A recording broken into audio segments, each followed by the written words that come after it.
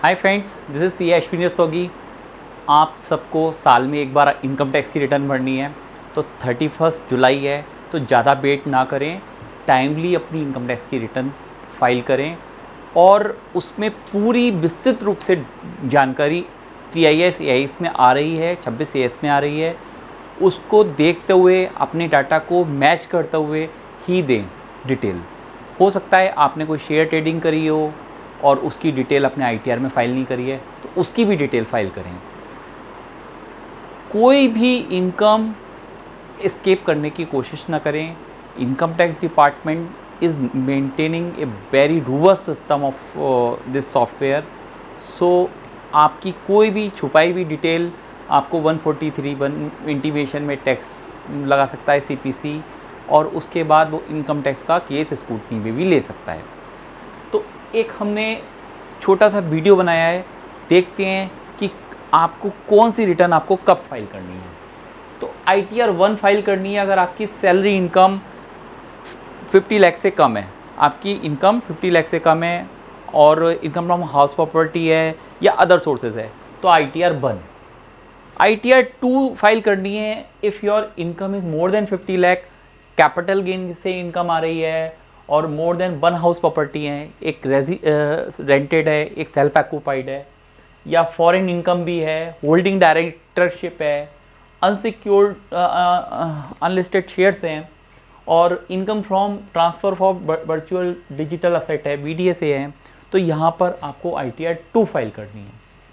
In case your income is less than 50 lakh, ITR 1 simply file कर सकते हैं। More than 50 lakh के केस में कैपिटल गेन के अकाउंट ट्रांजैक्शन भी आ रहे हैं, तो ITR 2 फाइल करनी है। अब हम देखते हैं ITR 3 कब फाइल करनी है। तो बिजनेस प्रोफेशनल के हेड से इनकम आ रही है तो ITR 3 जाएगी, और जो भी आपकी इनकम आ रही है कैपिटल गेन से रिलेटेड वो भी ITR 3 में आ जाएंगी। पार्टनर हैं किसी दूसरी फर्म में, वहाँ से रेम्युनरेशन आ रहा है, इंटरेस्ट आ रहा है, प्रॉफिट आ रहे हैं, तो वो भी ITR 3 में शो होंगे। Income from trading of virtual digital asset, ये भी आप ITR 3 में शो कर सकते हैं। ITR 4 जाएगी, रेजिडेंट इंडिविजुअल है, HUF है, और having total income less than 50 lakh, और आपकी सैलरी अदर सोर्सेज की इनकम आ रही है, हाउस प्रॉपर्टी से, एक प्रॉपर्टी से इनकम आ रही है, बट आपको यहाँ पर 44 ADA और 44 ADA में प्रिजम्पटिव टैक्सेशन में आप इनकम डिस्क्लोज करना चाहते हैं, तो ITR 4 में जाएगी आपकी return. ITR 5 firm BOI AOP LLP के केस में जानी है। ITR 6 कंपनीज के केसेस में जानी है, those are not claiming exemption under section 11। ITR 7 कुछ स्पेसिफिक पर्सन है उनके केसेस में जानी है। तो एक कट शॉट हमें पता लग गया कि फाइनेंशियल ईयर 22-23 असेसमेंट ईयर 23-24 का हमें कौन सा ITR सेलेक्ट करना है। ठीक है, अब हम एक ये देखते हैं कि ITR की रिक्वायरमेंट क्यों है। क्या मेरी income gross total income 10 lakh से कम है तो मुझे ITR की फाइल करने की रिक्वायरमेंट नहीं है। मेरी कोई बाहर भी एसेट नहीं है तो अभी मेरे को ITR रिक्वायर्ड नहीं है, और मैंने कोई 1 करोड़ रुपए से ऊपर का बैंक में डिपॉजिट नहीं किया, मेरा करंट अकाउंट है उसमें मैंने 1 करोड़ से ऊपर का कोई ट्रांजेक्शन नहीं किया, नो रिक्वायर्ड। मैं कोई फॉरेन ट्रैवल पे नहीं गया, not required. Electricity bill 1 lakh per annum से कम का आ रहा है, तब भी रिक्वायरमेंट नहीं है। बिजनेस की जो आपकी टर्नओवर है दैट इज़ बिलो 60 लाख, तब भी रिक्वायरमेंट नहीं है। आप प्रोफेशनल हैं, आपकी जो है 10 लाख से कम की ग्रॉस रिसीट है, तब भी रिक्वायरमेंट है नहीं है। TDS 25,000 से कम है और 50,000 से कम TCS है, तो कोई नहीं है। सपोज़ करो आपने एक गाड़ी खरीद ली 10 लाख रुपए की, उस पर जो है TCS कट गया, वो 50,000 से ज़्यादा है, तो बेटर है कि आप ITR फाइल करके अपना TCS रिफंड क्लेम कर लीजिए अगर आपकी कोई अदर इनकम नहीं आ रही है। तो आपने कैश डिपॉजिट कर दिया अपने सेविंग बैंक अकाउंट में 50 लाख से ज़्यादा का, तो आपको ITR फाइल करने की रिक्वायरमेंट। तो basically these are 10 situation in case if you fall any one of this you required to file compulsory mandatory your ITR return. So अब हम देख लेते हैं कि भाई ये बहुत श्योर है कि न्यू रिजीम क्या है, ओल्ड रिजीम क्या है। ठीक है, मैंने न्यू रिजीम सेलेक्ट कर ली, क्या मुझे फॉर्म 10IE भी फाइल करना है? जी हाँ, आपको फॉर्म 10IE जरूर फाइल करना है, अदरवाइज आपको न्यू रिजीम में नहीं माना जाएगा। तो ये assessment year last assessment year है जिसमें आपको बाय डिफ़ॉल्ट ओल्ड रिजीम में रखा गया है। अगर आपको न्यू रिजीम में आना है तो आप फॉर्म 10IE फाइल करें। मैंने आपसे बहुत स्पेसिफिक बोल रहा हूँ, कोई भी फिक्स डिडक्शन, एग्जम्पशन, कोई भी डोनेशन ऐसे टाइप का कोई क्लेम नहीं करना है। जो फैक्ट हैं those are required to give in true sense only. Disclose everything in properly.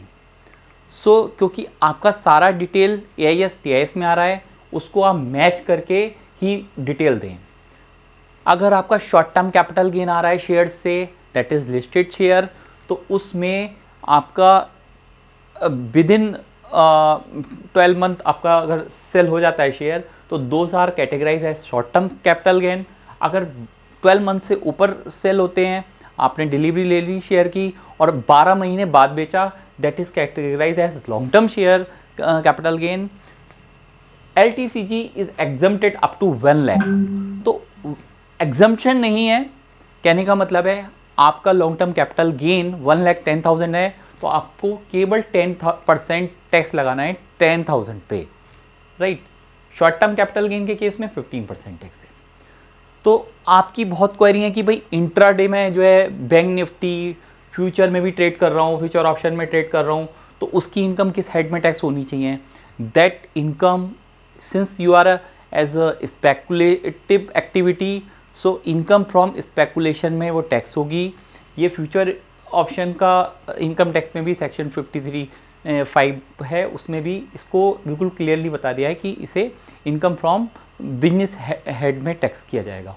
अगर आप if you deal share as a normal business, you can categorise as normal business, you have to maintain your profit and loss account and tax accordingly. So ये एक checklist है जो हमें ITR file करते समय ध्यान में रखनी है। सो आइए समझ लेते हैं एडवांटेज क्या है ITR फाइल करने से।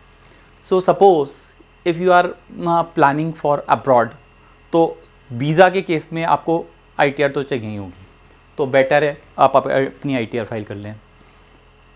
आपके कोई भी लॉसेस हैं करंट ईयर के, वो कैरी फॉरवर्ड हो जाएंगे। सपोज नेक्स्ट ईयर आपके प्रॉफिट आते हैं तो उनसे वो सेटअप हो जाएंगे, राइट। कोई भी बैंक लोन आप लेते हैं तो 3 साल की ITR मैंडेटरी होती है, तो उस वाले केस में आपको लेट फीस भी बच सकती है। सपोज आप 31 जुलाई तक रिटर्न नहीं फाइल करते, उसके बाद फाइल करते हैं और आपकी इनकम 5 लाख से ऊपर हो जाती है, तो 5,000 रुपीज़ की लेट फीस भी लगती है, प्लस 234 ABC के इंटरेस्ट भी लगते हैं। तो अगर ITR फाइल ही नहीं करी तो आप एक कॉन्ट्रैक्टर हैं, तो ये प्रोविज़न है इनकम टैक्स में, ITR अगर फाइल करते हैं तो आप पे डबल प्रोविज़न एप्लीकेबल नहीं होंगे TDS TCS के। और अगर आप ITR फाइलर नहीं हैं तो आपको डबल TDS डिडक्ट होगा। कॉन्ट्रैक्ट के केस में normally since you are individual 1% TDS applicable होता है, since you are not filing your ITR तो 2% डबल हो जाएगा। सेम वे प्रोफेशनल के केस में आपका 10% TDS एप्लीकेबल होता है, आपका ITR फाइल नहीं होता है तो कंपनी 20% की रेट से टैक्स काटेगी, तो डबल डिडक्शन यहाँ पर होती है।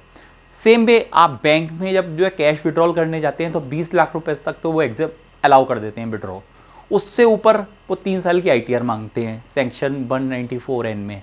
तो इसके लिए भी इनकम टैक्स रिटर्न की आपको आवश्यकता है फाइल करने के लिए कि आपको बैंक नॉर्मल रेट पे 2% ही TDS डिडक्ट करे। तो होप सो ये बहुत छोटा सा वीडियो कि ITR कब फाइल करनी है, क्या उसके एडवांटेज हैं, और नहीं फाइल करते तो उसके क्या जो है प्रोसेस कौन से हो सकते हैं। हमने ये भी डिस्कस किया कि ITR कौन सा सेलेक्ट करना है, 1 सेलेक्ट करना है, 2 सेलेक्ट करना है। Thank you.